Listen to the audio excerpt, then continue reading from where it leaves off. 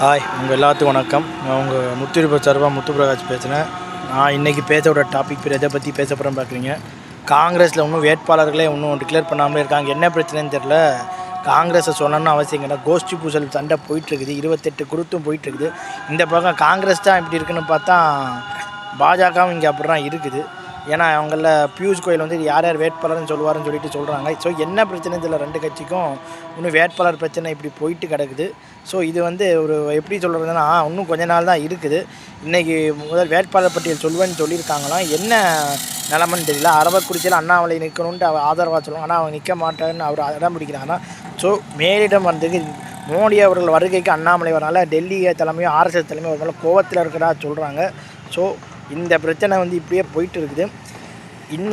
வேட்பாளர் பட்டியலை இன்னும் அவங்க கூடிய விரைவில் வெளியிடுவாங்கன்னு நினைக்கிறேன். ஏன்னா இப்போ பிரச்சாரம் எல்லாம் போயிட்டே இருக்குது. விஜய் அவர்களுடைய கட்சியில் வந்து 2 வேட்பாளர்களை மாற்ற போகிற மாதிரி பேசுகிறாங்க. ஸோ விஜய் அவர்களுடைய பரப்புரைக்கும் வந்து அனுமதி தரலை ஏன் சில இடங்களில் சொல்கிறாங்க. ஸோ அரசியல் ரொம்ப இருவராக போயிட்டுருக்கு. அதிமுக ஒரு பக்கம் முன்னிலையில் இருந்துட்டாங்க, அதிமுக ஒரு திமுக அவர்கள் முன்னிலைன்றாங்க. எது உண்மைன்னு தெரியல. கருத்து கணிப்பு நம்புறத கருத்து திணிப்பு தான் நம்புகிற மாதிரி இருக்குது. ஸோ இப்போ வரக்கூடிய கருத்து கணிப்புகளும் நம்ம நம்புகிற மாதிரி இல்லை. விஜய் அவர்கள் என்ன மேஜிக் செய்ய போகிறார் நமக்கு தெரியல. முந்தா நாள் பிரச்சாரம் பண்ணால் அதோட ஆளு காணும். இன்னும் புதுச்சேரியில் பிரச்சாரம் பண்ண கேட்டால் அவர் ஆன்லைனில் பிரச்சாரம் பண்ணுவாராம். ஸோ அதுக்கு அனுமதி தரலையாம். அதனால் வேணான்ட்டாராம். ஸோ என்ன மாதிரி பிரச்சாரத்தை விஜய் அவர்கள் யுத்தியை பண்ண போகிறான்ற பொறுமையாக வந்து பார்த்து நாங்கள் சொல்லி என் வீடியோ முடிச்சுக்கிறேன். உங்களுடைய விடைபெறும் முத்துப்பிரகாஷ். பாய் பாய்.